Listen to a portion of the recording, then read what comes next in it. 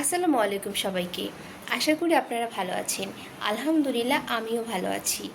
তো আজকে আমি আমার রুমটাকে কিভাবে ডেকোরেট করছি সেই আইডিয়াটা আপনাদের সাথে শেয়ার করব। তাই আশা করছি পুরো ব্লগটা আপনারা শেষ পর্যন্ত দেখবেন।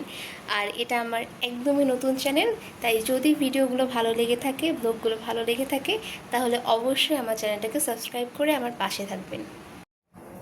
তো এখন বেরিয়ে পড়ছি।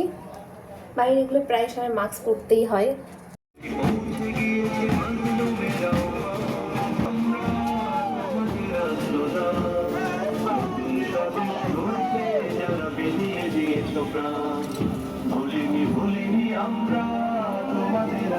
এরপর দোকানে আসলাম আর আমরা পুরোই কনফিউজড কোনটা ছেড়ে কোনটা নিব।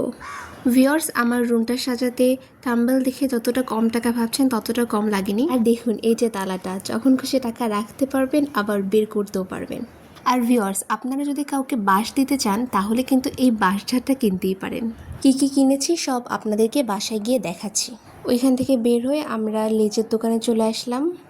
আর এখানে মিররগুলো অনেক সুন্দর ছিল, তাই ভাবলাম যে একটু ক্লিপস নিয়েই নেই।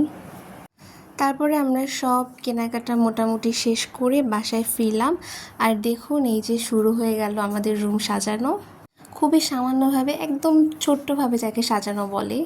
একদমই বাজেট ফ্রেন্ডলি যারা সাজাতে চাচ্ছেন নিজের রুমটাকে, তারা এইভাবে সুন্দর করে সাজাতে পারেন। আপনি যদি আপনার রুমটাকে সুন্দর করে সাজিয়ে রাখেন তাহলে দেখবেন সব কাজের মধ্যে একটা পজিটিভ ভাইবস খুঁজে পাবেন। আমার মনে হয় যে আপনাদের আমার এই রুম সাজানোটা ভালো লেগেছে।